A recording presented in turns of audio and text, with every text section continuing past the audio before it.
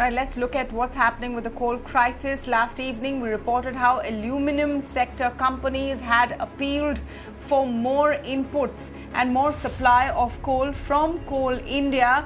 Now, news wires today are reporting that Coal India has temporarily suspended supplies to non-power companies and will now be rationalizing those supplies henceforth. However, the coal ministry exclusively told ET Now that that is not the case. There has been no halt in supplies, but these supplies will now be managed more efficiently when it comes to non-power companies. It seems a clear case of prioritization of coal supplies, which are limited, no doubt, to power companies rather than non-power companies. My colleague Prakash is joining us for more. Prakash? See, it is true that the non-power sectors are facing huge shortage of coal. The coal stock level has reached at very critical level. They have only 2 to 3 days of stock. But the government has denied any such of report that it has directed Coal India Limited to stop the coal supply to the non-power sectors. The coal ministry has said that no such direction has been given to Coal India Limited for refraining for any type of auction of coal to the non-power sectors. No such direction has been given to any subsidiary of the Coal India Limited to suspend the coal supply to the non-power sectors. It has also said that it is true that the Coal India Limited has been directed to prioritize the coal and give priority to the power sector for the time being, because there is a possibility of surge in power. But it is not, it means that the supply to the non-power sectors will be completely stopped. Yes, it will be regulated, and it will be regulated for the time being as long as the situation gets normal. It has also said that in this month, as on average, that 16.1 rakes of coal per day has been supplied to the non-power sector. As on 13th October, only ACCL, has supplied approx 7 lakhs of ton coal to the non-power sector. All right, Partha Bhattacharya, former Chairman Coal India, joins us on the show. Mr. Bhattacharya, thank you for speaking once again to us on the India development debate. Now, when we first started these conversations over 10 days ago, one of the questions I had posed to you was whether Coal India will have to at some point start prioritizing who limited supplies go to. And in this case, would the number one priority be to keep lights on in households? Is that what we're essentially saying now, Mr. Bhattacharya? Well, you see, it will always happen like that. Let me explain it in a few sentences. Basically, coal is supplied in two different channels. One is through fuel supply agreements. That fuel supply agreements are with power utilities and also with non-power customers. Now, every fuel supply agreement will have something called the annual contract quantity. And it will be Coal India's endeavor to meet the annual contract quantity during the course of the year. But within the course of the year, depending upon how the situation pans out, there could be issues of prioritization. Like, for example, right now, if power utility stocks have come down to very precarious kind of levels, naturally the priority will be to stock them up properly as fast as possible. And for that matter, there could be certain amount of regulation of coal supply to the non-power segment. But it is not that coal is gone forever. I mean, you see, that supply will be restored as and when the situation of the power utilities improve. So it's just a question of prioritizing right now with power utilities, and later on, the coal supply to non-power producers, non-power sector will also be compensated. They will get the full amount of coal, there is no doubt about it, as long as the production is there and as long as the supply continues.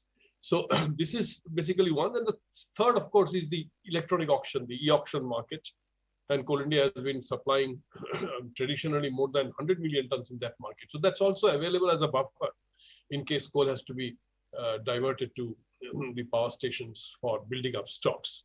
So it is just a operational issue. It is not a very major kind of a decision making, and it happens all the time. It is not necessarily linked to the current. So I understand. It's a tweaking. I mean, Yeah, it is tweaking. Okay, yes. so it's a tweaking. It's a tweaking of who you give the supplies to. I understand they have an annual contract and they have to supply an X amount in the year, and then they can choose to increase or decrease those supplies depending on what the current situation is. But my question, Mr. Bhattacharya, is a fairly simple one. From the last few days, we've been hearing conflicting statements. On the one side, you hear the central government saying that there is no issue. There is no shortage, there is no problem. But on the other side, you also see a slew of measures to ensure that there is no issue. So, wouldn't it be correct to assume that we are indeed going through a coal shortage right now? Well, it depends upon how you define shortage. The question is, if certain power stations are not building up stocks, not paying for the coal that they are using, and coal supply is restricted, is it a manifestation of a shortage? I mean, after all, Coal India is a commercial organization. It has a full supply agreement. As per the full supply agreement, those who pay will definitely get coal. If Coal India is meeting that commitment, then I don't see that there is a massive shortage. But if certain power stations or certain power plants want to get coal without paying or without making it, observing the mandate of the Central Electricity Authority to keep stocks to the right level, that's a problem created for themselves, isn't it? So I think we have to look at it from a very clear angle. How much is responsibility of Coal India as a coal supplier, and what is the responsibility of the power stations?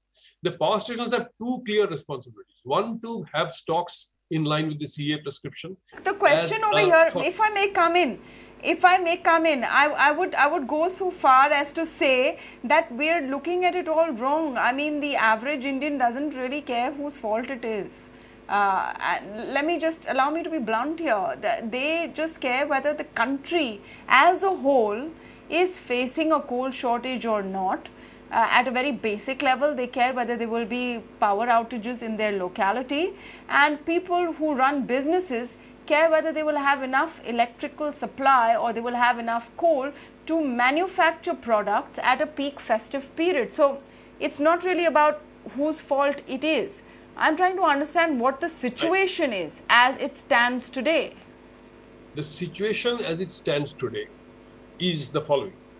Basically, coal-based power generation should not be suffering to an extent where there is a large-scale,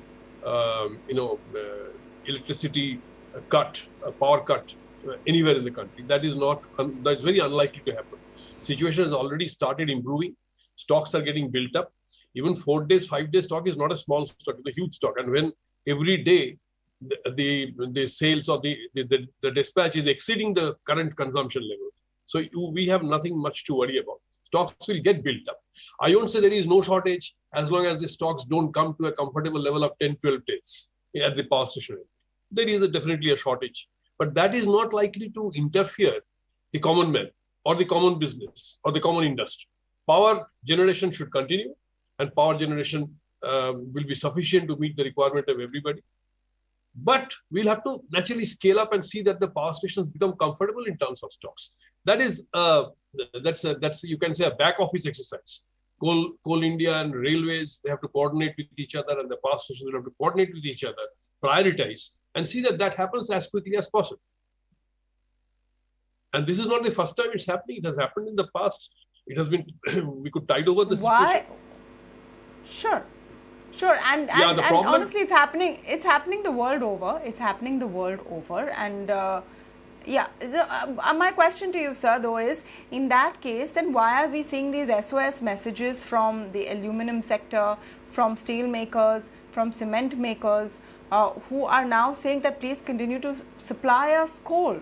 Remember, we're at a precarious position in our economic recovery where things are firing up. So, which is why it's becoming a bit of a situation, you would agree? Let me come to the sectors one by one. For example, let us take steel. The coal that steel sector uses is basically metallurgical coal. And Coal India or India does not have that coal. It has to depend upon imports. 80% of the coal comes from imported sources. Coal India hardly supplies 15 to 20%. So that sector is dependent on import, not from today, but from 3 decades. So leave aside that sector. Coming to aluminium, for example. Aluminium definitely is based on non-coking coal, but quite a few aluminium companies have their own mines. They have their own mines, they have captive mines, and it is being supplemented by supplies from Coal India. That is true. And as I said, they are also, we have, the Coal India has fuel supply agreements with them. They will definitely get the coal that is earmarked there as the annual contract quantity. Maybe, you see, a little bit earlier and later. I mean, it's a question of timing. Maybe they'll get the coal that they want this week. Maybe they will get it next fortnight. This kind of adjustment may have to take place because power utilities are most important. Because power utilities affect the common man, the common business. So stocking them properly with coal, supplying coal to them is the topmost priority. That Coal India will have to do it first. And once they become a little comfortable there, definitely supplies to these other customers will enhance, will increase.